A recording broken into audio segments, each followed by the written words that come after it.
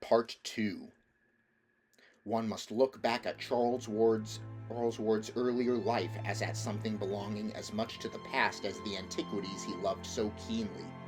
In the autumn of 1918, and with a considerable show of zest in the military training of the period, he had begun his junior year at the Moses Brown School, which lies very near his home.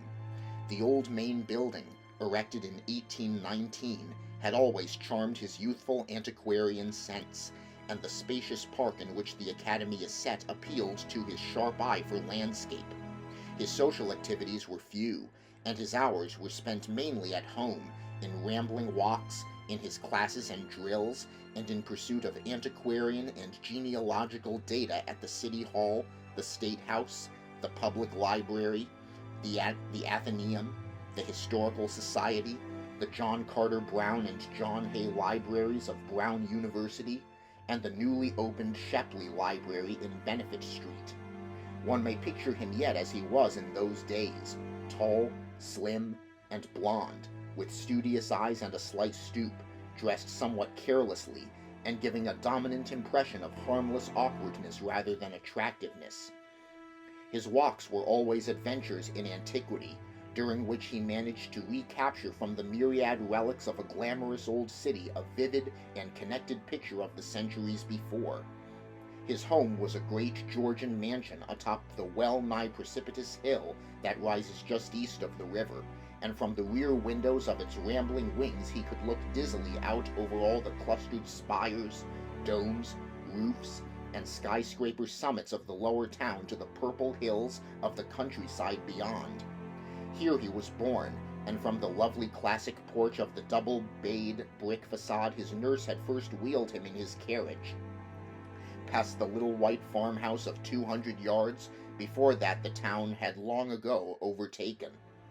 and on toward the stately colleges along the shady, sumptuous street, whose old square brick mansions and smaller wooden houses with narrow, heavy-columned Doric porches dreamed solid and exclusive amidst their generous yards and gardens. He had been wheeled, too, along sleepy Congdon Street, one tier lower down on the steep hill, and with all its eastern homes on high terraces. The small wooden houses averaged a greater age here, for it was up this hill that the growing town had climbed, and in these rides he had imbibed something of the color of a quaint colonial village. The nurse used to stop and sit on the benches of Prospect Terrace to chat with policemen, and one of the child's first memories is of the great westward sea of hazy roofs and domes and steeples and far hills which he saw one winter afternoon from that great railed embankment, all violet and mystic against a fevered, apocalyptic sunset of reds and golds and purples and curious greens. The vast marble dome of the State House stood out in massive silhouette, its crowning statue haloed fantastically by a break in one of the tinted stratus clouds that barred the flaming sky. When he was larger his famous walks began, first with his impatiently dragged nurse, and then alone in dreamy meditation. Farther and farther down that almost perpendicular hill he would venture, each time reaching older and quainter levels of the ancient city. He would hesitate gingerly down vertical Jenkins Street with its bank walls and colonial gables to the shady Benefit Street corner, where before him was a wooden antique with an Ionic pilastered pair of doorways, and beside him a prehistoric gambrel roofer with a bit of primal farmyard remaining, and the great Judge Durfee house with its fallen vestiges of Georgian grandeur. It was getting to be a slum here, but the Titan elms cast a restoring shadow over the place, and the boy used to stroll south past the long lines of the pre-revolutionary homes with their great central chimneys and classic portals. On the eastern side they were set high over basements with railed double flights of stone steps, and the young Charles could picture them as they were when the street was new, and red heels and periwigs set off the painted pediments whose signs of wear were now becoming so visible. Westward the hill dropped almost as steeply as above, down to the old town street that the founders had laid out at the river's edge in 1613. Here ran innumerable little lanes with leaning, huddled houses of immense antiquity, and fascinated though he was, it was long before he dared to thread their archaic verticality for fear they would turn out a dream or a gateway to unknown terrors. He found it much less formidable to continue along Benefit Street past the iron fence of St. John's hidden churchyard and the rear of the 1761 Colony House and the mouldering bulk of the Golden Ball Inn where Washington stopped. At Meeting Street, the successive Jail Lane and King Street of other periods, he would look upward to the east and see the arched flight of steps to which the highway had to resort in climbing the slope, and downward to the west, glimpsing the old brick colonial schoolhouse that smiles across the road at the ancient sign of Shakespeare's Head, where the Providence Gazette and Country Journal was printed before the Revolution. Then came the exquisite First Baptist Church of 1775, luxurious with its matchless Gibbs steeple and the Georgian roofs and cupolas hovering by. Here and to the southward the neighborhood became better, flowering at last into a marvelous group of early mansions, but still the little ancient lanes led off down the precipice to the west, spectral in their many-gabled archaism,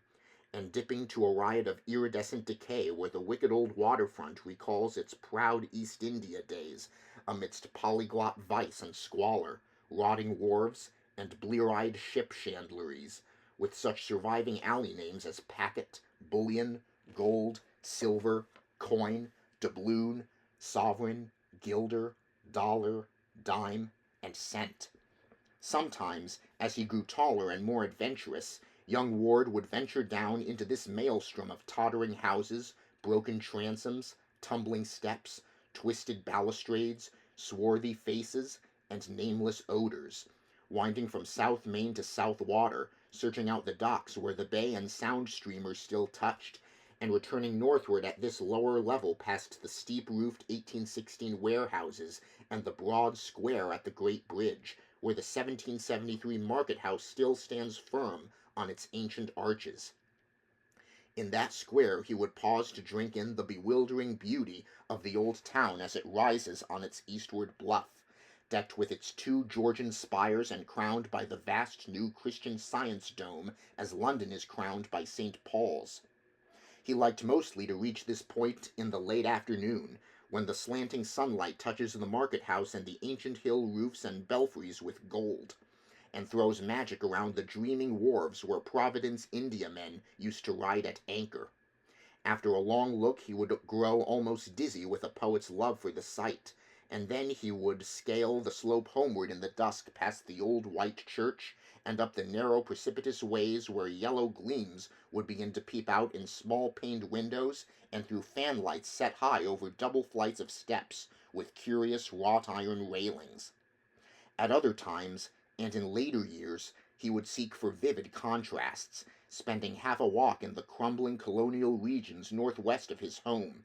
where the hill drops to the lower eminence of Stamper's Hill with its ghetto and Negro quarter clustering round the place where the Boston stagecoach used to start before the Revolution, and the other half in the gracious southerly realm about George, Benevolent, Power, and William streets, where the old slope holds unchanged the fine estates and bits of walled garden and steep green lane in which so many fragrant memories linger.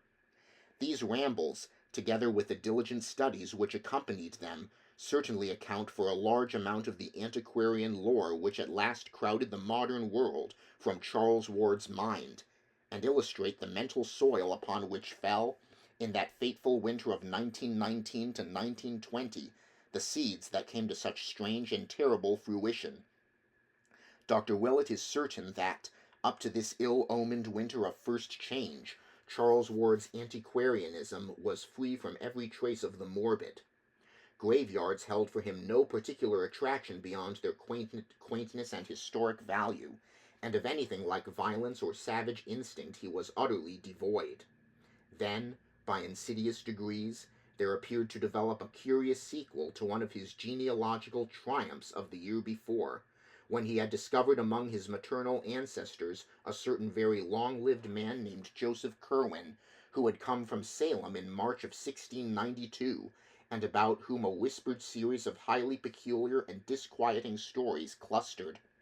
Ward's great-great-grandfather Welcome Potter had in 1785 married a certain Anne Tillingist, daughter of Mrs. Eliza, daughter to Captain James Tillingist, of whose paternity the family had preserved no trace.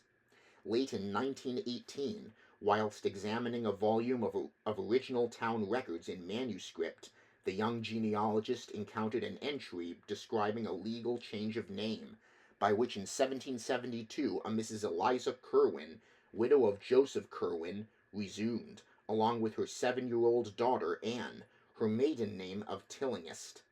on the ground that her husband's name was become a public reproach by reason of what was known after his decease, the which confirming an ancient common rumour, though not to be credited by a loyal wife till so proven as to be wholly past doubting.